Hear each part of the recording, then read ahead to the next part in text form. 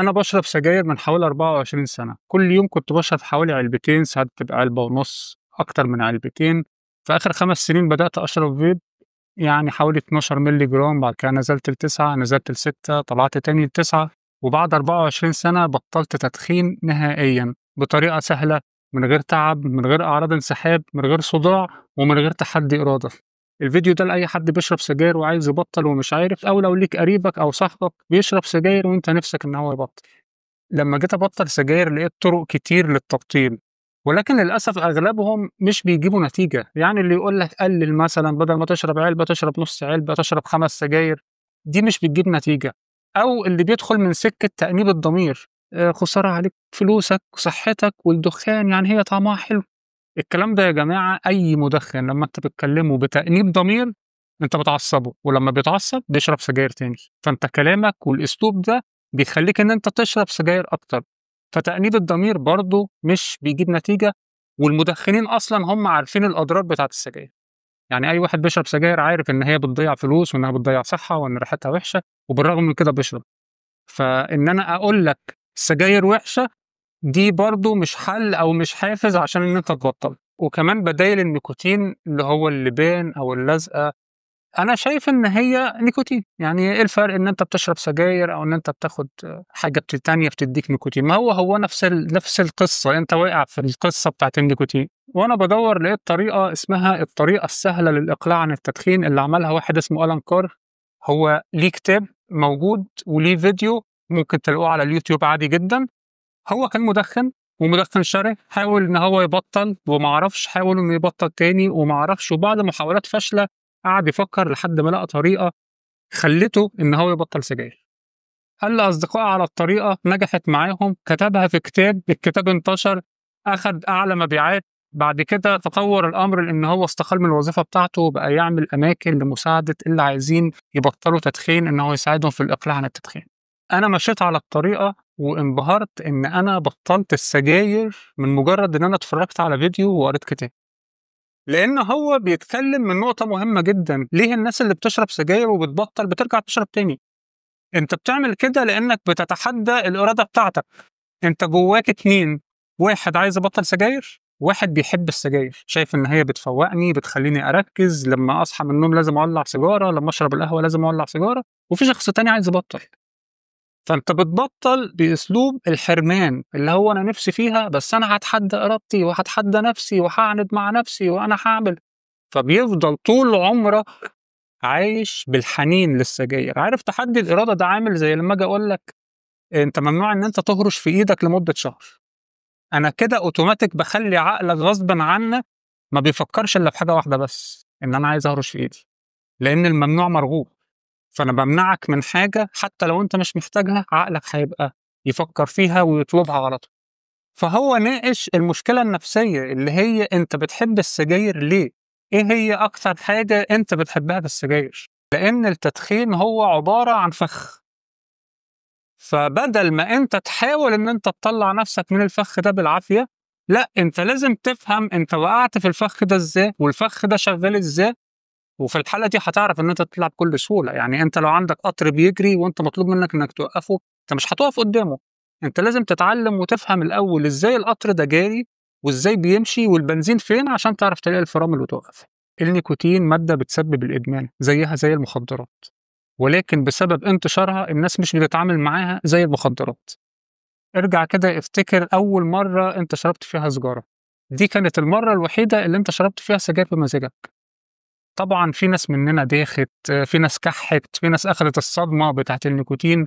اللي حصل في اللحظة دي خلّينا نقول إن أنت جبت وحش صغير ودخّلته جواك، والوحش ده بيعيش على النيكوتين، الأكل بتاعه النيكوتين. طول ما أنت بتشرب سجاير هو مبسوط وفرحان، ولكن للأسف النيكوتين تأثيره في الدم بينتهي بسرعة. فلما بيخلص الوحش ده بيجوع، فلما بيجوع بيبدأ بقى ينغص عليك حياتك، بيصدعك، بيوترك وبيقلقك وبيضايقك وبيدي لك كمية الأحاسيس اللي أنت بتسميها إيه؟ أنا محتاج سيجارة دلوقتي، أنا عايز أولع سيجارة دلوقتي. فأنت بتولع السيجارة، هو بيشبع، بيهدى، الدنيا بتبقى تمام. فبتلاقي إن حياتك تحولت إلى نقطتين، النقطة الأولانية إن أنت بتشرب سجاير، النقطة التانية إن أنت عايز سجاير. يعني أنا مش ساحر، بس أنت لو بتشرب سجاير أنا أتحداك إن أنت دلوقتي حاجة من 3، يا ماسك سيجارة في إيدك يا لسه طافيها يا إما عايز تولّع سيجارة. مش أنت اللي بتتحكم إنما السيجارة اللي بتتحكم. يعني ما فيش حد بيقول أنا النهارده الساعة 19:00 أنا هاجيب سيجارة وأولّعها. لأ، أنت ممكن تقول أنا هاتفرّج على فيلم بالليل، أنت المتحكم، تشوف الفيلم أو ما تشوفوش. إنما السيجارة أنت غصبٍ عنك بييجي لك الإحساس، تبقى خرمان عايز تولّع بتقوم مولّع. أول خطوة في الفخ إن السجاير بتحسسك إن أنت اللي متحكم. أي حد بيشرب سجاير يقول لك لأ ده أنا اللي متحكم فيها، بينما في الحقيقة هو ما يقدرش إن هو يبعد عنها. مجرد إن أنت استوعبت إن هي إدمان، هتبدأ بقى تتعامل معاها على أساس إن دي حاجة إدمان. الإدمان بيكون نوعين، إدمان جسدي وإدمان نفسي. الإدمان الجسدي اللي هو إن العقل محتاج نيكوتين والجسم محتاج نيكوتين، وده الخبر الحلو بقى إن القصة كلها عبارة عن 3 أيام، وأعراض الانسحاب بتاعته مش متعبة. يعني مش زي أنواع المخدرات التانية هتحس بقى بتعابين تحتيك وهتصدع ومش هتعرف تنام وهتضرب راسك في الحيطة. لا لا لا لا، أنت أصلا عارف أعراض الانسحاب وحسيت بيها. الإحساس اللي بتحسه قبل ما تولع السيجارة هو ده أعراض الانسحاب، اللي هو إن أنت بتكون خرمان، وأنت بتحسه في رمضان. بل بالعكس، يعني أنا لما بطلت اكتشفت إنه التعب بتاع رمضان أكتر من التعب بتاع تبطيل السجاير، لأن أنت في رمضان ولا بتاكل ولا بتشرب ولا مولع سجاير. إنما لما تيجي تبطل سجاير أنت بتاكل وتشرب عادي. غير كده إن أنا يعني بتسحر، وكلنا طبعا بنعمل كده، تخلص السحور في دماغك أنا مستني المغرب بتاع بكرة، أول ما يقول الله أكبر أقوم مولع السيجارة. فأنت قاعد طول اليوم صايم بس متحفز وماسك نفسك بالعافية ومستني إن بس إيه المغرب يجي أقوم مولع السيجارة. فده بيزيد الضغط عليك. يعني عارف لما تكون بتتفرج على ماتش كورة وناقص 5 دقايق بتحس إن ال5 دقايق دول 5 ساعات. ليه؟ لأنك عمال تعد في الوقت. إنما لما بتيجي تبطل سجاير لأ، أنت بتتحرر. اللي هو خلاص أنا مش مستنيها، يعني مش هاضحك على عقلي وأقول له مثلًا أنا هاشرب كمان ساعة، هاشرب بكرة، لأ، أنا مش هاشرب. فالإدمان الجسدي اللي أنت بتسمعه لما حد يقول لك أنا تعبان، أنا دايخ، أنا مش مركز، أنا مش عارف إيه، أنت حسيت بيه يعني كأنك في رمضان بالضبط، كأنك صايم.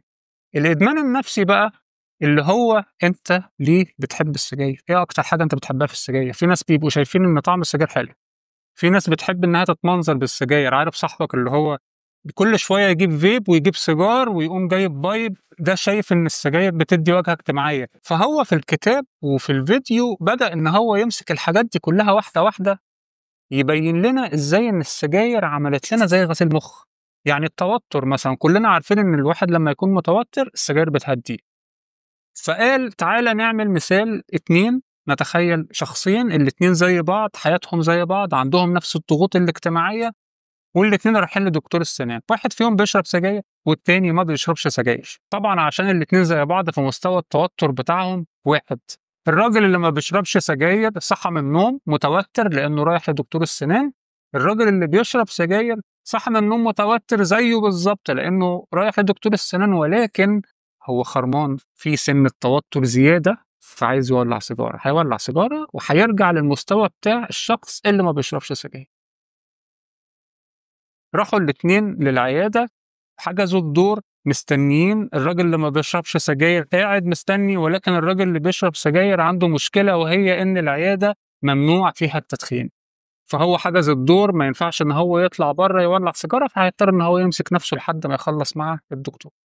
الاتنين خلصوا من عند الدكتور. الراجل اللي ما بيشربش سجاير التوتر من عنده راح تماما، إنما الراجل اللي بيشرب سجاير التوتر من عنده راح، ولكن لسه في حتة بتاعة السيجارة اللي هو ما شربهاش لما كان بيحجز.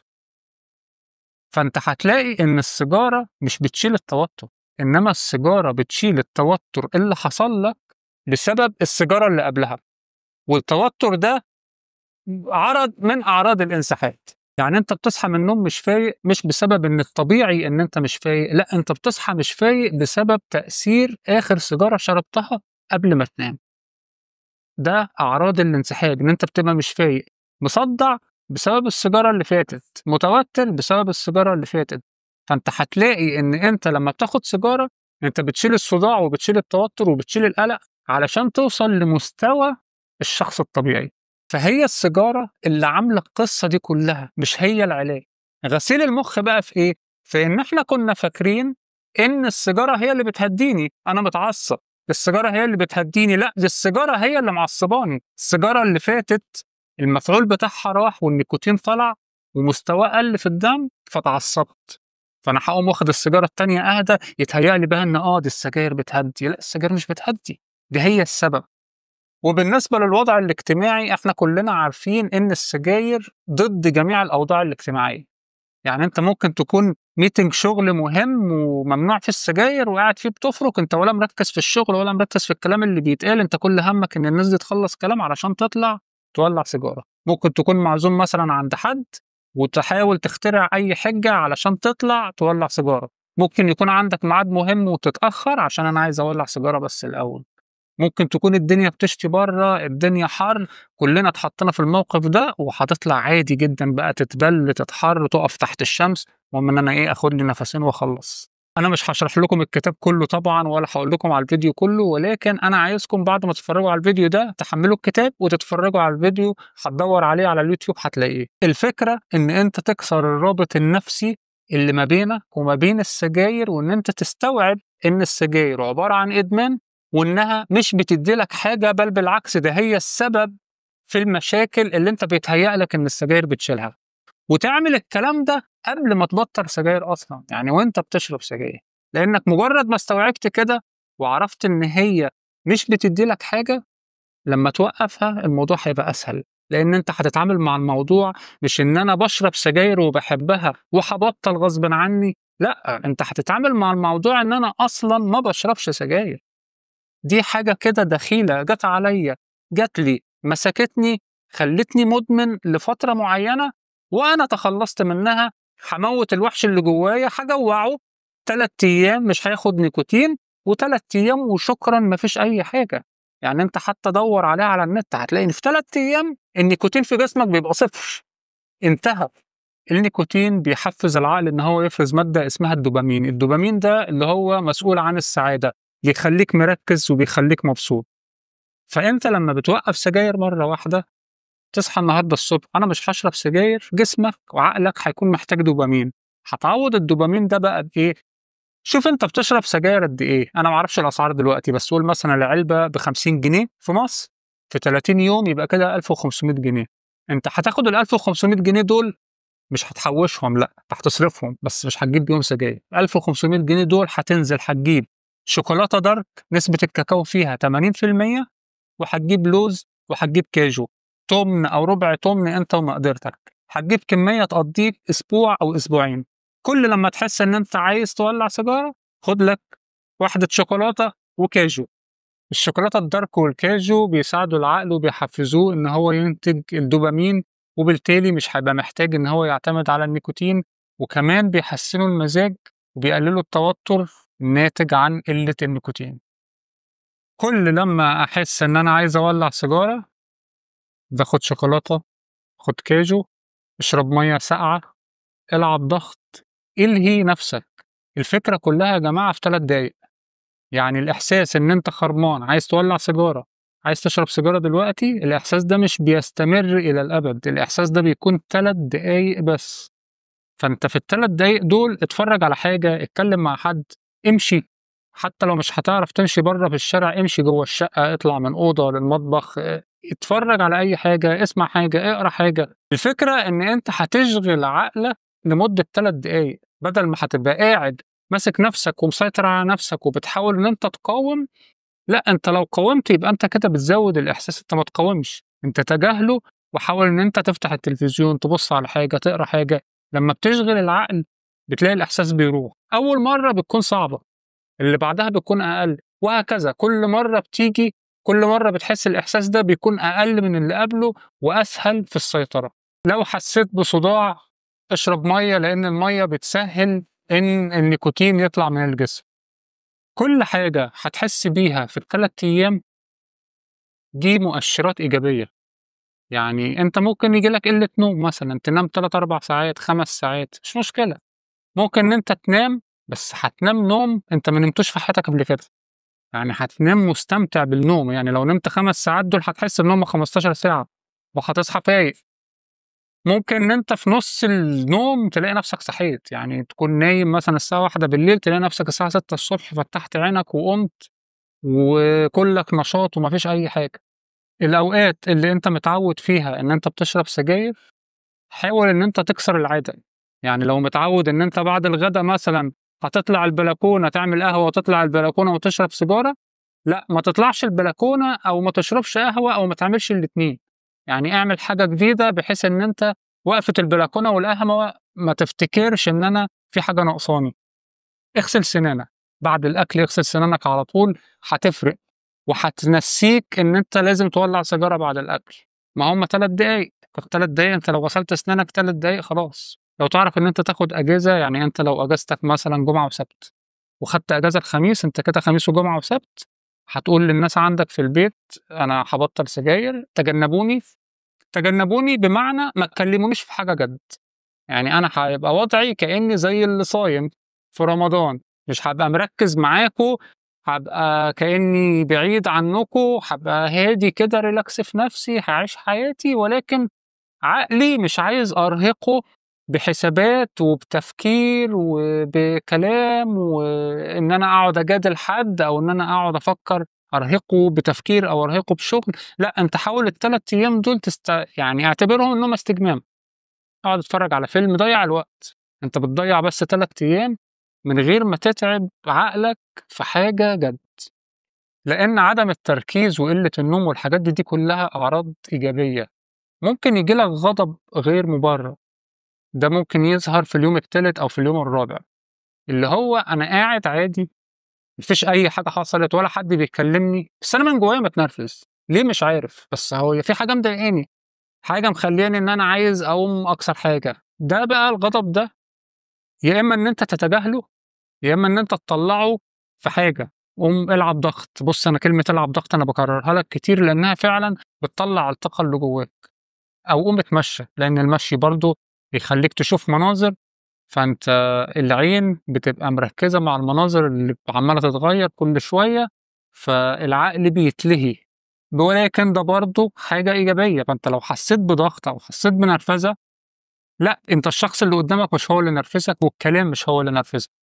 أنت بتنرفز لإن ده عَرَض إيجابي إن جسمك بيحاول يضبط نَفْسه من الأول، وإن هو بيبدأ يعيش بدون الاعتماد على النيكوتين.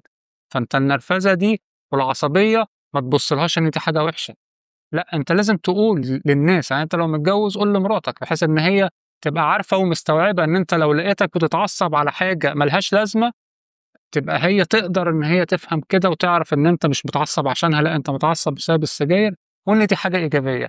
فأنت هتراقب، أنا راجل ما باشربش سجاير، فأنت هتراقب، هتقول لنفسك أنا راجل ما باشربش سجاير، مش باشرب بقى وهابطّل، لأ أنا ما باشربش سجاير.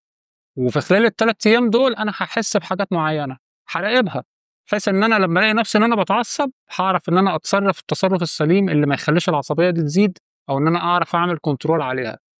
أروح أقرا أي حاجة تانية، هاتوضّى وأصلّي، هاطلع أتمشّى. فأنت راقب نَفْسك، ما تعاندش مع نَفْسك. الفكرة مش عِند، والفكرة مش تحدّي، والفكرة مش إن أنا باكسر إرادة، والفكرة مش إن أنا لازم إنّي أعمل كذا بالعافية. لأ، الموضوع مش بالعافية. في اليوم الرابع والخامس هتحس بجوع. طبعًا أنت اليوم التالت خلاص النيكوتين طلع من الجسم، العقل بيبقى متعوّد بقى على إيه، إن في دخان وفي حاجة في إيدك وبُقّك شغّال، فبيدوّر على حاجة بس مش عارف إيه هي لإن النيكوتين خلاص طلع، فبيدّي لك إحساس زائف بالجوع. ده مش جوع بجد، إن أنت تكون لسه مخلّص أكل تلاقي نفسك جعان. في ناس بقى بتقعد تعمل إيه، تاكل فاكهة، تاكل حاجة حلوة، تشرب عصير، تشرب شاي، تشرب عصير تاني، تفضل طول اليوم عمّالة تلقّط، يبطّل سجاير ويقول لك إيه، أصل تبطيل السجاير بيتخّن. لأ، تبطيل السجاير مش بيتخّن، أنت تبطيل السجاير بيحسّسك بجوع زائف، بالذات في اليوم الرابع والخامس وممكن السادس. فأنت لازم تبقى عارف في خلال الأيام دي أو أول أسبوع إن أنت لو جُعت، مش كل جوع أنت بتحس بيه ده فعلًا جوع، ممكن إن هو يكون بس مجرد احتياج للنيكوتين، فأنت تقوم واخد لك إيه، حاجة بسيطة بحيث إن برضه أنت إيه، ما تملاش. اليوم التالت هو أصعب يوم، لإنه في اليوم التالت بيكون العقل بينتبه لإن فعلًا ما فيش نيكوتين. هو في اليوم الأولاني والتاني بيحسسك إن أنت عايز سجاير، بس برضه بيكون عارف إن في إيه، لأ، ممكن يكون بس النهارده مش هنشرب، بس هنشرب بُكرة. طب اليوم التاني لأ، يبقى جاي بعده. بييجي بقى اليوم التالت بيحس إن أنت خلاص بقى أنت خدت القرار وما فيش سجاير تاني، ما فيش نيكوتين تاني جاي، فبيبدأ إن هو يبرمج نَفْسه من الأول، فعشان كده أنت بتحس في ناس بتحس بصداع أكتر، وفي ناس بتحس إن هي عايزة تولّع سجاير أو إن هي هيحصل لها انتكاسة. بس طالما إن أنت مبطّل بناءً على الطريقة اللي أنا شرحتها طبعًا بعد ما قريت الكتاب وبعد ما شُفت الفيديو، بناءً على الطريقة اللي هو الراجل شرحها، وفهمت إن السجاير دي مش بتدّي لك حاجة، فأنت هيبقى سهل جدًا، جدًا عليك إن أنت تعدّي من اليوم التالت بكل سهولة، هيبقى يوم زي أي يوم. فهو ده كان الفيديو، وده إزاي أنا بطّلت سجاير، ونتمنى من الله إن هو يثبّتنا ويهدينا ويهدي الجميع. أتمنى إن أنتم تكونوا استفدتوا بالفيديو، وأشوف وشكم بخير إن شاء الله، والسلام عليكم ورحمة الله وبركاته.